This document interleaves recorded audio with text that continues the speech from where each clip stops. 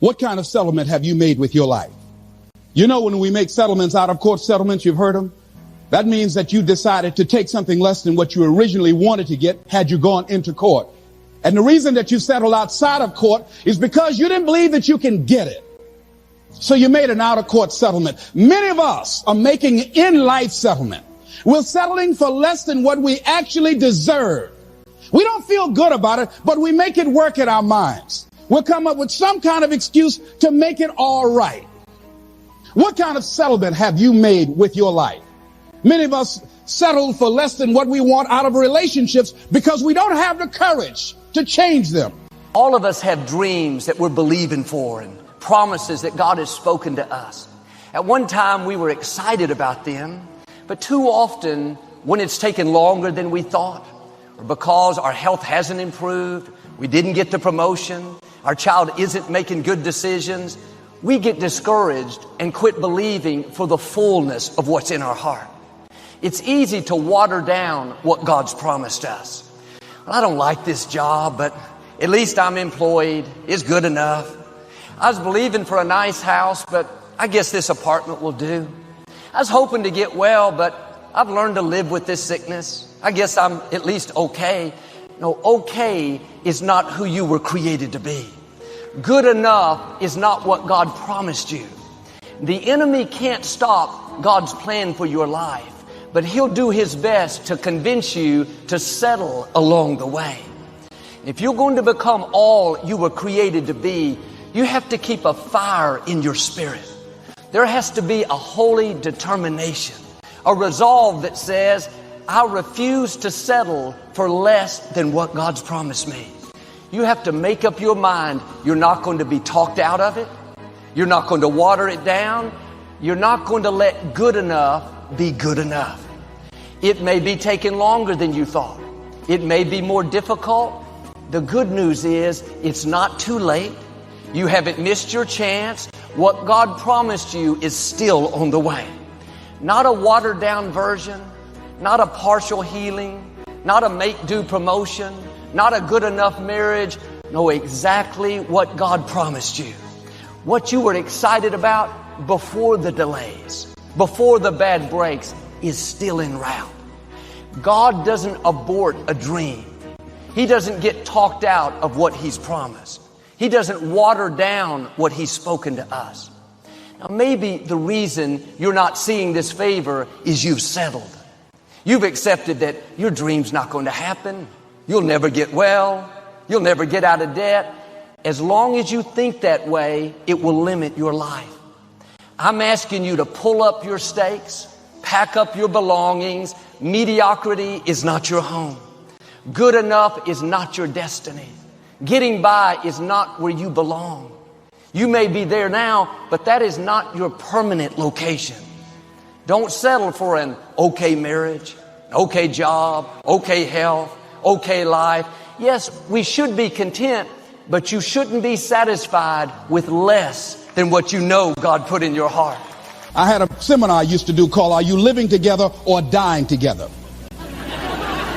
Many people are just dying together. Gladys Knight used to have a song that says, neither one of us want to be the first to say goodbye.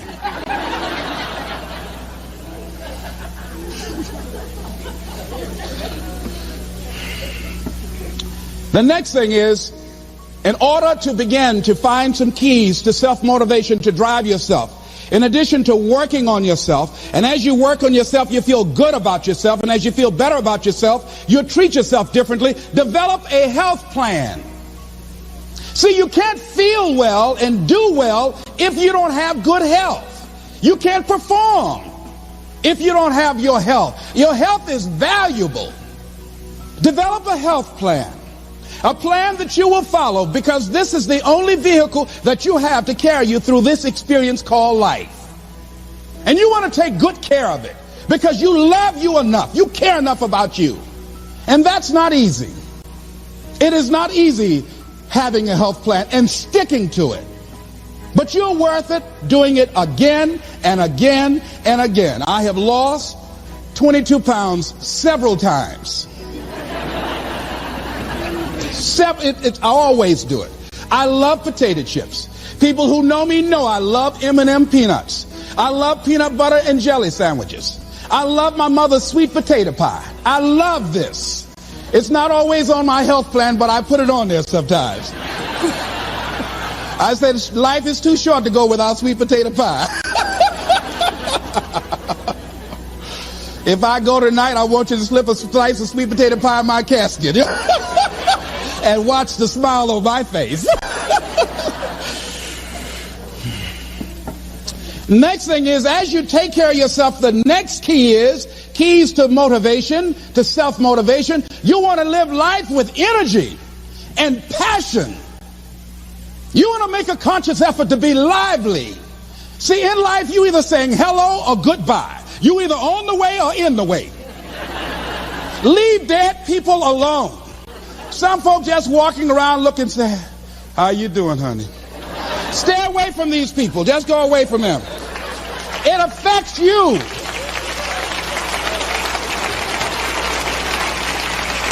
You want to smile. You want to be happy. You got a lot to be thankful for. But you watch some of the faces around you every day. And I tell you, some of these faces, they will put you in a depressed state of mind. So you want to avoid these kind of faces. When you see them coming, turn your head. Next thing is that you want to monitor your inner conversations. The things that you say to yourself. You want to watch them, and in watching them, you want to take charge. A friend of mine told me this evening, and she did it excellently. She said, I didn't want to come tonight. I was feeling so depressed. And I said, I'm going anyhow. See, that was the conversation. Oh, you really don't feel like it. You really don't need to do it. You don't really need to read anything. Forget all that. That's that inner conversation. Oh, you don't need to worry about trying to go into your own business. Forget that. You can't do that. What if you lose everything you've got? That inner conversation that stops you from doing the things you want to do less, don't do that. How can you possibly think about being a motivational speaker? You don't have the contacts. You don't have the money. You don't know the right people. You're going to get up there and your mind's going to go blank. Forget all that. You remember that time you got up before some people and you panicked? You stood up and your mind sat down? Don't you remember? And I said, yes. And then I said, shut up. So you've got to learn to stand up to yourself inside yourself. And short circuit, override that conversation that's always going on. 85% of what that conversation will tell you is negative. It's negative. It will tell you you're tired when you really are not tired. It will tell you you can't do it. It will fill you with fear. So you've got to watch that conversation. And when you find it going on, you've got to stand up to it and say, I'm going to do this anyhow. I'm afraid, but I'm afraid not to do it. And I'm not going to let you stop me. The biggest challenge that you will have in life is you. There's an old African proverb that says, if there's no enemy within, the enemy outside can do us no harm.